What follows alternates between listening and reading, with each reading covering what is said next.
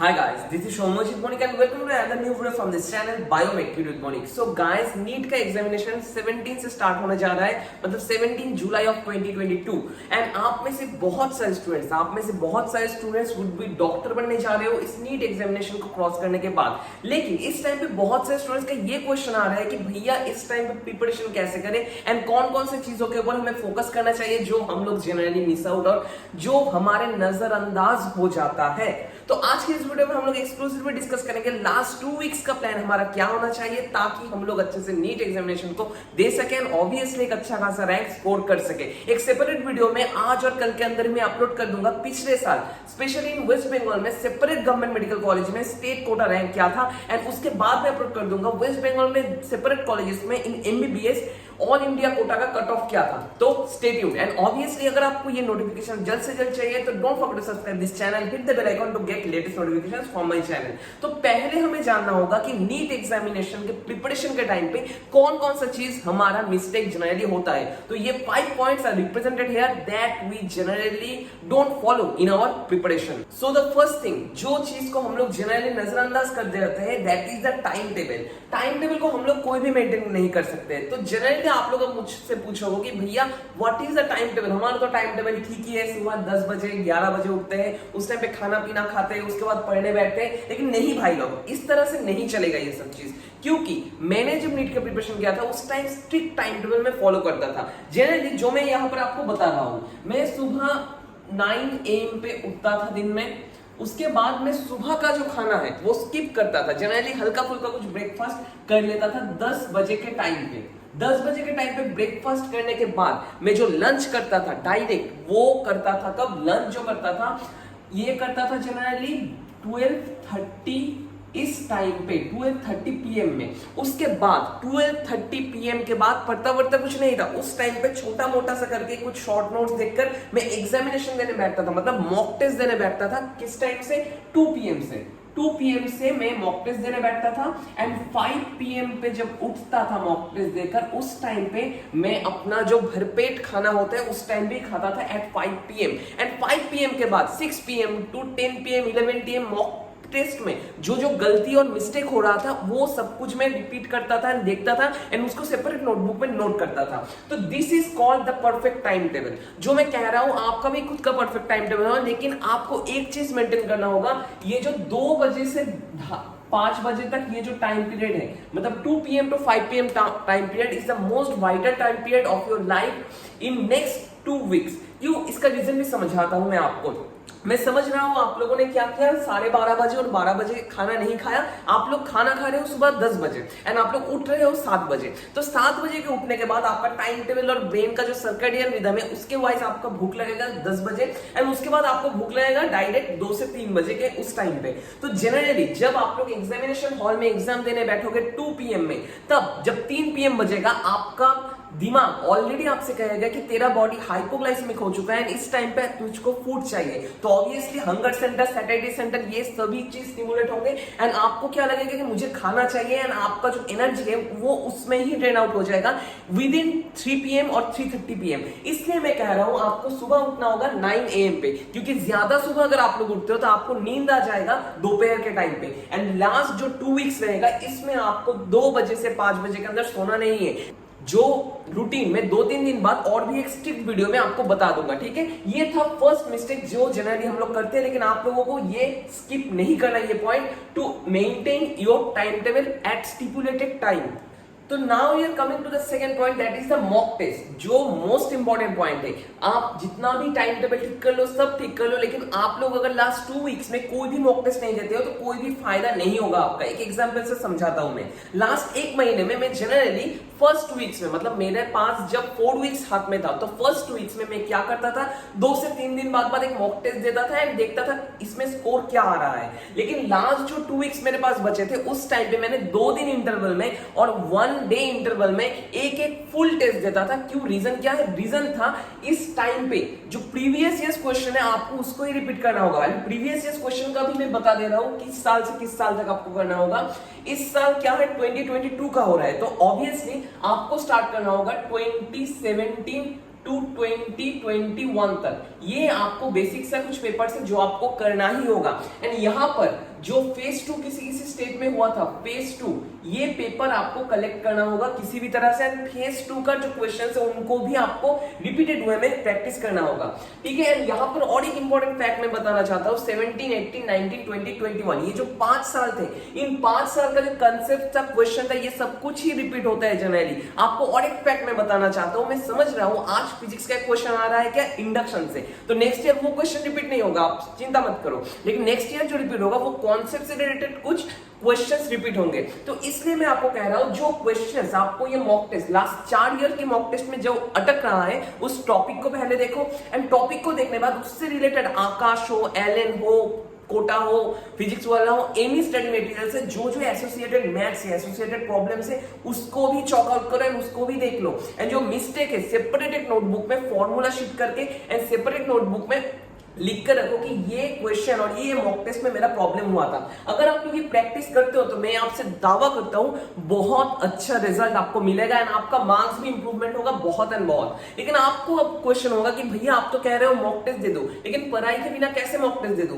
तो भाई लोग एक चीज आपको समझना पड़ेगा, पढ़ाई के बिना ही आपको ये मॉक टेस्ट देना पड़ेगा, क्योंकि this proves your retention capacity। तो आपको अब क्वेश्चन होगा भैया what is the retention capacity? तो रिटेंशन कैपेसिटी ऐसा एक चीज है कि आप लोग 2 वीक्स पहले कुछ पढ़ रहे हो और 1 वीक पहले पढ़ रहे थे एंड आपने फुल साल जो पढ़ा है उनमें से कितना परसेंट आपके दिमाग में अभी है। मैं समझ रहा हूं आपने प्लांट फिजियोलॉजी एक पार्ट पढ़ा है, ठीक है, प्लांट फिजियो पढ़ा है एंड प्लांट फिजियोलॉजी में आपका ने एनसीईआरटी में सब लाइंस रख लिया है, सब कुछ रख लिया है, लेकिन यहाँ पर प्लांट फिजियोलॉजी पढ़ने के बाद 2 वीक्स आपको गैप हो रहा है, ठीक है, 2 वीक का गैप हो गया, लेकिन 2 वीक गैप होने के बाद आपको कितना रिटेंट हो रहा है दिमाग में, मतलब ये आपका सर है, इस सर में आपका कितना परसेंट रिटेंट हो रहा है, ठीक है, रिटेंट हो रहा है, ये आपको देखना होगा, ठीक है, रिटेंशन हो रहा है ये आपको देखना होगा। This is called the retention capacity. मतलब आप लोग 2 वीक्स पहले 100 लाइंस पढ़े थे एंड आज आपके दिमाग में 10 लाइंस बाकी है, तो ऑब्वियसली आपका जो रिटेंशन कैपेसिटी होगा that should be 10%। I think आपने समझ लिया what is called the retention capacity. तो ये हो गया हमारा सेकंड पॉइंट। रिटेंशन कैपेसिटी भी आपको चेक करना होगा एंड उसके साथ आपको मॉक टेस्ट देते रहना होगा ताकि आप लोग खुद का जो मिस्टेक है उसको बार बार समझ सको एंड एक गलती बार बार मत करना। जो गलती होगा नोटबुक में नोट करो एंड एग्जामिनेशन से पहले वाले दिन वो आपको चॉक आउट करना होगा, वो आपको देखकर जाना होगा ताकि एग्जामिनेशन हॉल में वो वाला मिस्टेक आपका ना हो। तो अब आते हैं जो थर्ड पॉइंट में, that is the check your mistakes. ये एक इंपॉर्टेंट कॉन्सेप्ट है, इंपॉर्टेंट पॉइंट है जो आपको देखना ही होगा।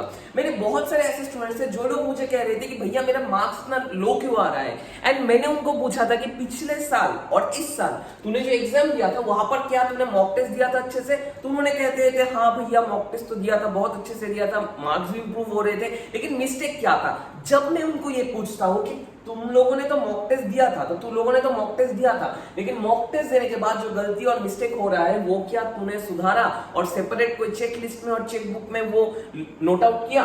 तो ऑब्वियसली उस टाइम पे वो लोग कहते हैं नहीं भैया हमने वो नोट आउट नहीं किया। एग्जामिनेशन हॉल में जाने से पहले हम लोग सिर्फ थ्योरी ही पढ़ते गए, लेकिन कुछ एमसीक्यूज में जो मिस्टेक हो रहा था, एमसीक्यूज जो नहीं आ रहे थे वो नहीं देखा। तो ये करने से नहीं चलेगा, आपको ये चीज करना होगा, चेक योर मिस्टेक। आपका जो मिस्टेक हो रहा है वो आपको रेगुलरली चेक करना पड़ेगा ताकि नेक्स्ट टाइम वो मिस्टेक रिपीट ना हो। आपको ये भी देखना होगा कि एक मिस्टेक जब एक बार हो गया तो दूसरे बार वो नहीं होना चाहिए आपसे, एंड बाई चांस अगर होता है तो कोई बात नहीं, लेकिन थर्ड टाइम पे जब आप लोग एग्जामिनेशन हॉल में जाओगे उस टाइम पे नहीं होना चाहिए। एंड ये चीज भाई लोग आपको बहुत अच्छे से मेंटेन करना होगा। मैंने बार बार कहा है जो नोट्स बुक है वो नोटबुक की तरह रहना चाहिए, लेकिन जो सेपरेट आपका बुक होना चाहिए that should be for the mistakes of the MCQ. मतलब जो एमसीक्यू आपको अटक रहा है वो एमसीक्यू वहां पर नोट होना चाहिए, वहां पर एक्सेसरी पॉइंट्स भी होना चाहिए कि किस वजह से आपने गलती किया था and what should be the correct answer of that question. तो ये आपको करना होगा, थोड़ा सा मेहनत में से ही आप लोग कर सकते हो। मतलब मैं समझ रहा हूं, आपको बता रहा हूं उसका कि 2 बजे से आपने 5 बजे तक एग्जाम दिया mock test, and mock test देने के बाद आप लोगों को क्या होगा, आप लोग 6 PM से पढ़ाई स्टार्ट कर सकते हो।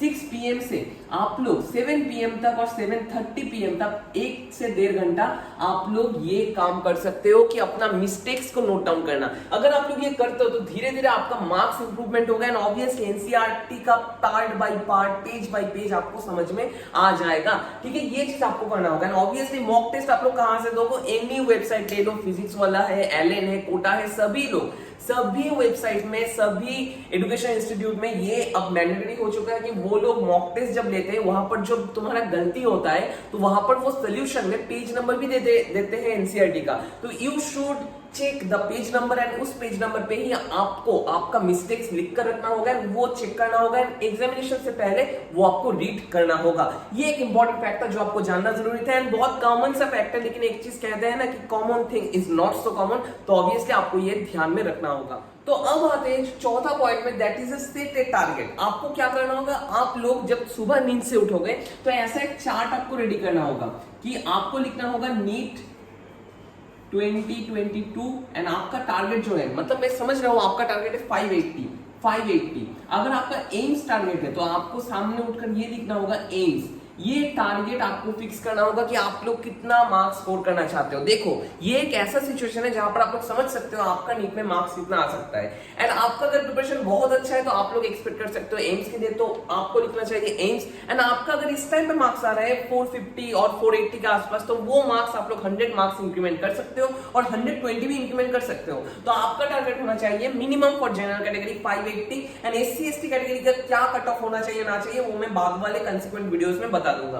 तो आपको ये टारगेट आपके दिमाग में एकदम चिपका के रखना होगा, सुबह उठ के ही आपको वो चीज देखना होगा, एंड वहां पर अगर चाहो तो आप लोग प्रणाम भी कर सकते हो, क्योंकि this is the positive energy. ये आपके दिमाग में पॉजिटिविटी क्रिएट करेगा कि हाँ I can do it. And obviously जो अचीवेबल टारगेट है उसको ही सेट करना। ऐसा मत करना कि आपका इस टाइम पे मार्क्स आ रहे हैं 400, आप लोग कोशिश कर रहे हो 650 700 उठाने के लिए, वो पॉसिबल नहीं है एट दिस सिचुएशन। लेकिन इस टाइम पे अगर आपका मार्क्स आ रहा है 400 450, तो आप लोग आसानी से कोशिश करोगे तो ऑब्वियसली 580 550 ये स्कोर कर सकते हो। तो ऑब्वियसली आपको एक चीज मैं सजेस्ट करूंगा, इस टाइम पे एक अचीवेबल सब्जेक्ट, अचीवेबल टारगेट को फिक्स करो एंड वो टारगेट को ओरिएंटेड करके स्टडी करो। मतलब एक एक मॉक टेस्ट में देखो कि कितना मार्क्स आ रहा है एंड कितना मार्क्स नहीं आ रहा है एंड क्यों नहीं आ पा रहा है, एंड जो वजह से और जो आपका नेगेटिव मार्किंग हो रहा है उसको पॉइंट आउट करो। एक चीज समझना होगा आपको, आप लोग कितना सही कर रहे हो उससे भी ज्यादा मैटर करता है आप लोग कितना गलत कर रहे हो,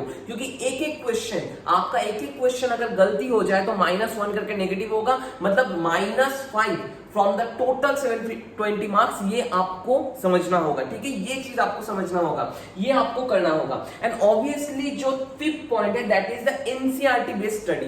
एनसीईआरटी बेस्ड स्टडी हम लोग कैसे कर सकते हैं, ये चीज आपको समझना पड़ेगा। एनसीईआरटी बेस्ड स्टडी हम लोग ऐसे कर सकते हैं, आप लोग जानते हो एनसीईआरटी में क्या होता है, बहुत सारे स्पेसेस खाली होते हैं। इस टाइम पे आपको क्या करना होगा, जो प्रीवियस 4 साल का क्वेश्चन है, यहां पर मैं जानता हूं 17 18 19 20 ये 4 साल का क्वेश्चन में कुछ जुमला नहीं था, लेकिन 21 में जो सेपरेट सेक्शन किए हैं वो लोग सेक्शन में भी बहुत सब क्वेश्चन दे चुके हैं, ऑप्शंस भी दे चुके हैं। ये चीज आपको समझना होगा, ये आपको अच्छे से देखना होगा। ऐसा मत करना कि 21 का क्वेश्चन को लेकर आप लोग बहुत सारे क्वेश्चन को स्किप कर दिए। आपको एंटायर क्वेश्चन पेपर सॉल्व करना होगा। सॉल्व करने के बाद जो क्वेश्चन आपको अटक रहा है वो एनसीईआरटी से आपको खुद को ढूंढना होगा, और एनसीईआरटी में अगर आप लोग ढूंढ नहीं सकते हो तो आपको पहले क्या देखना होगा, सोल्यूशन, ठीक है, जो आकाश का बुक है और एलन का बुक है और ऑनलाइन जो किसी भी इंस्टीट्यूट से आप लोग एसोसिएटेड हो तो वहां पर आपको सोल्यूशन देखना होगा। सोल्यूशन में जो पेज नंबर दिया होता है, वो पेज नंबर पे जाकर आप लोगों को एनसीईआरटी में उस जगह पे एक